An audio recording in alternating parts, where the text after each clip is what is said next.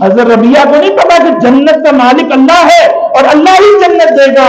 کیوں انہوں نے سرکار سے جنت مانگی؟ سرکار کے لیے پانی لاتے تھے وضو کا، سرکار علیہ الصلوۃ والسلام کی خدمت میں پیش ہوتے۔ ایک دن جوش آیا سرکار علیہ الصلوۃ والسلام کی رحمت کو، ما سل یا ربیہ، اے ربیہ مانگ کیا مانگتا ہے؟ حضرت ربیہ نے یہ نہیں کہا کہ مکان پکا بنانا ہے، اپنا چاہیے تو کاروبار فرمایا، یا رسول اللہ میں آپ سے جنت میں آپ کی رفاقت مانگتا ہوں۔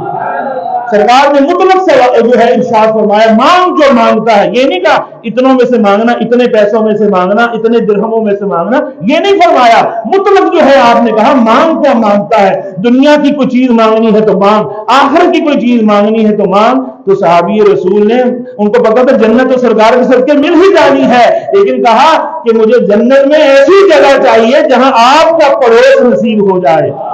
سرکار نے فرمایا پھر کثرت سجود کے ساتھ میری مدد کرنا۔